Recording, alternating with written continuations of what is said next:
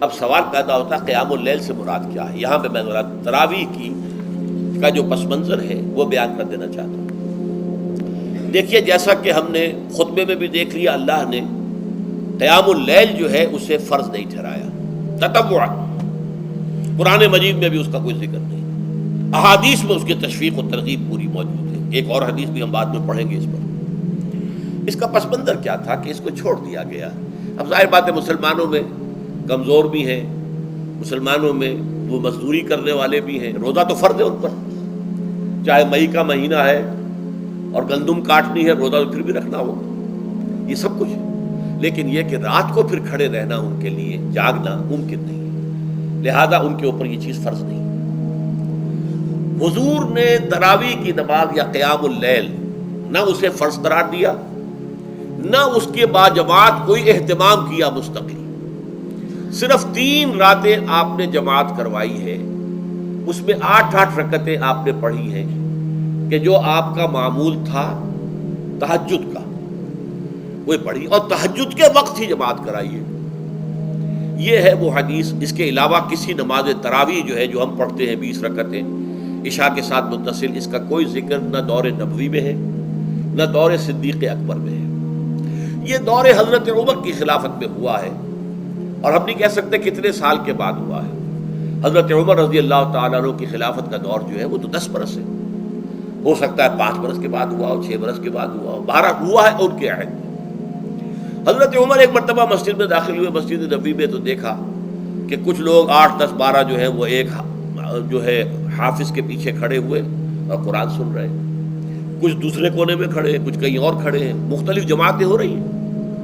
تو انہوں نے سوچا کہ کیوں نہ ان سب کو ایک امام کے پیچھے جمع کر دیا جائے، اور اس کے لیے لوگوں کی سہولت کے لیے عشاء کے ساتھ متصل رکھ دیا جائے، اس لیے کہ تہجد کے وقت اٹھنا جو ہے وہ تو ہر کس و ناقص کا کام نہیں ہے، کہ عشاء کے بعد اگر تھوڑا سا اضافی وقت ہو صرف، تو یہ ہر شخص کر لے گا، مزدور بھی کر لے گا۔ لہذا آپ نے یہ نظام تجویز فرمایا کہ عشاء کے متصلاً بعد 20 رکعت نماز پڑھی جائے اور ایک امام کے پیچھے پڑھی جائے۔ یہ گویا کہ اجتہاد ہے حضرت عمر رضی اللہ تعالی عنہ، اس کو آپ نے خود بدعت بھی قرار دیا ہے، لیکن بدعت حسنہ۔ بدعت کس اعتبار سے؟ لغوی اعتبار سے، نئی بات، اس لیے کہ حضور کے زمانے میں نہیں تھی، تو یہ اس طریقے سے ایک نئی بات ہے۔ لیکن یہ بات چونکہ بہت اچھی ہے، بہت عمدہ ہے، آپ جب یہ نظام چل پڑا تو ایک دن مسجد میں آئے، دیکھا کہ بڑی بھری مسجد ہے، صحابہ کھڑے ہیں اور ایک امام کے پیچھے قرآن سن رہے ہیں۔ آپ نے فرمایا نعم البدعۃ ھذہ، یہ جو ہم نے نئی بات شروع کی ہے یہ بہت اچھی ہے، بہت عمدہ ہے۔ اب یہاں سے فرق واقع ہو گیا ہے۔ ایک تو اہل تشیع جو ہے وہ تو ویسے ہی حضرت عمر سے بہت دشمنی رکھتے ہیں، عناد رکھتے ہیں، تو حضرت عمر کے اجتہادات سے انہیں نفرت ہے، انہیں دوری ہے، چاہے وہ کوئی سا بھی حضرت عمر کا اجتہاد ہو۔ ہمارے ہاں اہل حدیث حضرات بھی در حقیقت حضرت عمر یا کسی اور خلیفہ راشد کے فعل کو وہ سمجھتے ہیں کہ یہ ایگزیکٹو آرڈرز ہیں، یہ ہمیشہ کے لیے نہیں ہے۔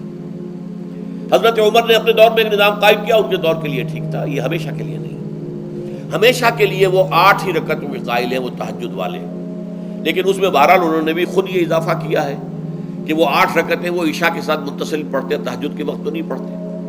اور حضور نے تو صرف 3 روز جو ہے وہ کرائی تھی جماعت، وہ لوگ 30 دن یا 29 دن پڑھ رہے ہیں، تو اضافہ تو انہوں نے بھی کر دیا، تو نظام میں تبدیلی تو ہو گئی۔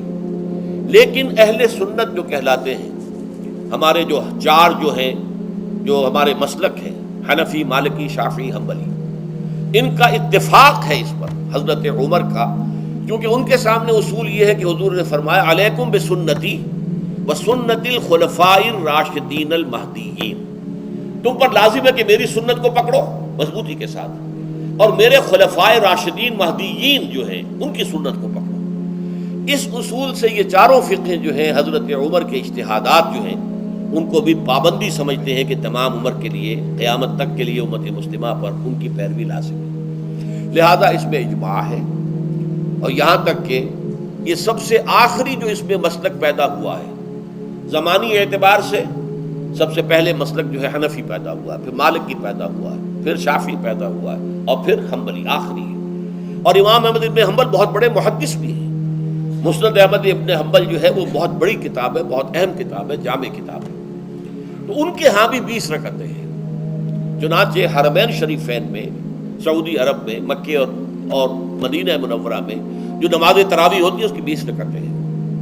لیکن اہل حدیث حضرات جو ہے وہ اس 8 کے اوپر اکتفا کرتے ہیں. بہرحال یہ ایک اختلاف ہے جو میں نے اس کا پس منظر بیان کر دیا. لیکن اس 20 رکعت نماز سے ادا کرنے سے، جو کہ زیادہ سے زیادہ 50 منٹ یا 1 گھنٹہ لگتا ہے، اس سے وہ قیام اللیل کا حق ادا نہیں ہوتا. قیام اللیل کا تو کچھ اور ہی تقاضا ہے. قیام کسے کہتے ہیں؟ یہ سورہ مزمل سے واضح ہوتا ہے.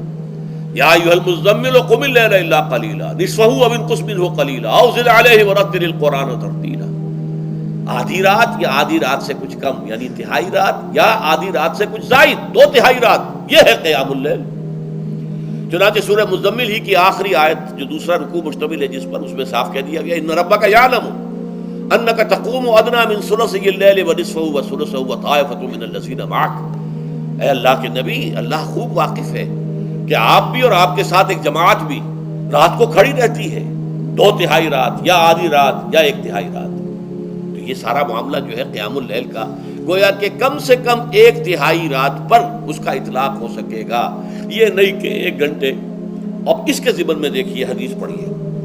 تیسری حدیث ہے ان عبداللہ ابن عمرو ابن العاص رضی اللہ تعالی عنہ. یہ وہی عبداللہ ابن عمرو ہے جن کی میں نے آپ کو حدیث پہلے سنائی ہے.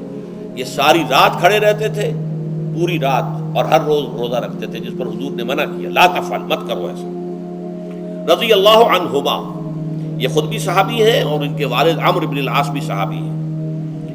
ان رسول اللہ صلی اللہ علیہ وسلم قال، کہ اللہ کے رسول صلی اللہ علیہ وسلم نے فرمایا الصیام والقرآن یشفعان للعبد. روزہ اور قرآن بندے کے حق میں شفاعت کریں گے. یقول الصیام، روزہ یہ عرض کرے گا اللہ کی جناب میں، اے رب پروردگار، انی منعتہ الطعام والشہوات بالنہار، میں نے تیرے اس بندے کو دن کے دوران کھانے پینے سے اور اپنی شہوت کا تقاضا پورا کرنے سے روکے رکھا، یہ میری وجہ سے روکا رہا، تو میری شفاعت اس کے حق میں قبول فرما. فشفعنی فیہ، میری شفاعت اس کے حق میں قبول فرما. ویقول القرآن، قرآن کیا کہے گا؟ منعتہ النوم باللیل، میں نے اسے رات کے وقت سونے سے، نیند سے روکے رکھا. فشفعنی فیہ، تو اس کے حق میں میری شفاعت قبول فرما. حضور فرماتے ہیں فیشفعان، ان دونوں کی شفاعت قبول کی جائے گی. یہ ہے قیام اللیل. یہ قیام اللیل صرف تراویح کی نماز سے جو پڑھ لی جاتی ہے. اور ہمارے ہاں تو یہ ہے، وہاں کم سے کم یہ تو تھا، صحابہ کرام کھڑے ہوتے تھے تو جو قاری پڑھ رہا ہوتا تھا وہ ان کے دل میں اترتا جاتا تھا، اس کا مضمون اور مفہوم جو ہے ان کو معلوم ہے، لہذا وہ اس کی زبان سے نکلا ہوا ہر لفظ ان کے قلب کی گہرائیوں تک اتر رہا ہے. یہاں تو یہ ہے پیرٹ لائک حافظ ہے، اسے خود پتہ نہیں میں کیا پڑھ رہا ہوں. اکثر حفاظ جو ہیں وہ عالم تو نہیں ہوتے، اور جو سن رہے ہیں انہیں کچھ پتہ نہیں ہم نے کیا سنا ہے. تو ٹھیک ہے، کم سے کم ثواب تو انہیں ملے گا کہ انہوں نے وقت نکالا ہے. 1 گھنٹہ ہی اضافی صحیح، لیکن بہرحال اس کا وقت تو انہوں نے نکالا ہے، محنت کی ہے، کھڑے رہے ہیں، ثواب ملے گا. لیکن جو مقصد ہے وہ حاصل نہیں ہوتا. اس مقصد کے حصول کے لیے اول تو قیام اللیل کی کم سے کم مدت 1/3. اگر کوئی شخص فرض کیجئے کہ اس کے ہاں کوئی اور انتظام نہیں ہے، جیسا کہ ہمارے ہاں ہم نے انتظام کیا ہے بڑے بڑے شہروں میں دورہ ترجمہ قرآن، اس میں ہمیں 5 گھنٹے لگ جاتے، نصف شب کے قریب تری جو ہے معاملہ ہو جاتا.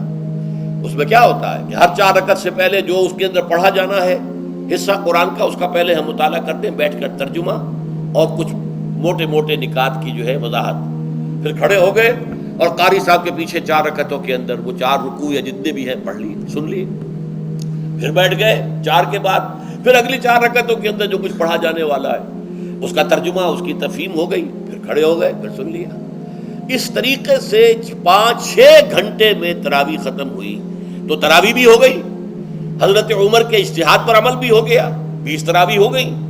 لیکن یہ ہے کہ اس کے ساتھ جو اصل غرض و غایت ہے قیام اللیل کی، وہ بھی حاصل ہو گئی. یہ ہم نے 17 سال پہلے شروع کیا تھا یا 18 سال پہلے، اور وہ انشاءاللہ اللہ کے فضل و کرم سے اب چل رہا ہے. بڑے بڑے شہروں میں ہو رہا ہے، لاہور میں جن مقامات پر ہو رہا ہے وہ تازہ جو ندائے خلافت ہے اس کے اندر آپ اس کی فہرست دیکھ لیں. کراچی میں تو اس سے غالباً 3 گنا مقامات کے اوپر وہ کام ہو رہا ہے، اور دوسرے شہروں میں بھی ہو رہا ہے. تو اس سے در حقیقت وہ غرض و غایت، وہ حکمت جو ہے پوری ہوتی ہے کہ یہ دونوں چیزیں پیرلل ہیں.